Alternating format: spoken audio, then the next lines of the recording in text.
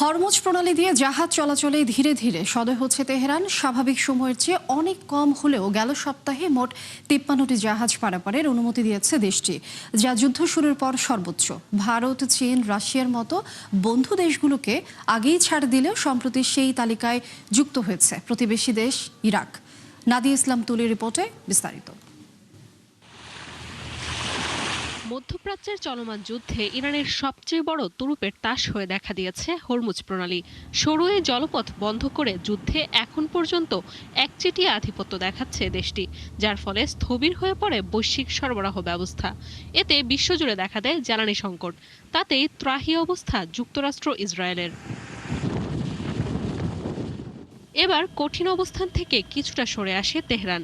জাহাজ ট্র্যাকিং এর তথ্য অনুযায়ী টোল বুথের অধীনে সম্প্রতি হরমুজে জাহাজ চলাচল কিছুটা বাড়িয়েছে ইরান, যদিও তা স্বাভাবিক সময়ের চেয়ে 90% কম। যেখানে গত সপ্তাহে জাহাজ চলেছে 53টি, যা যুদ্ধ শুরুর পর সর্বোচ্চ। এর আগের সপ্তাহে এই সংখ্যা ছিল 36। এবার এক সময়ের শত্রু প্রতিবেশী ইরাকের জাহাজ চলাচলে হরমুজ প্রণালী ব্যবহারের অনুমতি দিয়েছে ইরান। এক বিবৃতিতে সামরিক কমান্ড জানায়, মার্কিন দখলদারিত্বের ক্ষতচিহ্ন বহন করে এমন একটি জাতির সার্বভৌমত্বের প্রতি শ্রদ্ধাশীল তেহরান। তাই হরমুজ ব্যবহারে ইরাকি জাহাজকে বাধা দেবে না তারা।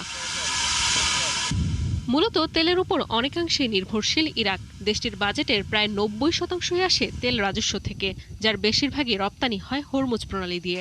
তথ্য অনুযায়ী ইরান যুদ্ধ শুরুর পরই এই পথে বন্ধ হয় তেল সরবরাহ। এতে দৈনিক উৎপাদন 43 লাখ ব্যারেল থেকে নেমে এসেছে 12 লাখে।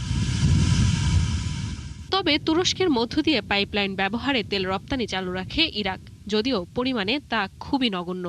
ফেব্রুয়ারির তুলনায় মার্চে 97% কমে দৈনিক রপ্তানি করে মাত্র 99,000 ব্যারেল। বিশ্লেষকদের মতে, হরমুজ ব্যবহারে ইরানের অনুমতির পর দৈনিক প্রায় 30 লাখ ব্যারেল তেল রপ্তানি করতে পারে ইরাক। মার্কিন জ্বালানি কর্তৃপক্ষের তথ্য অনুযায়ী 2025 সালে বিশ্বের পঞ্চম বৃহত্তম তেল উৎপাদনকারী দেশ ইরাক, যাদের দখলে বৈশ্বিক উৎপাদনের 5.2%। নাদিয়া ইসলাম তুলি, 71।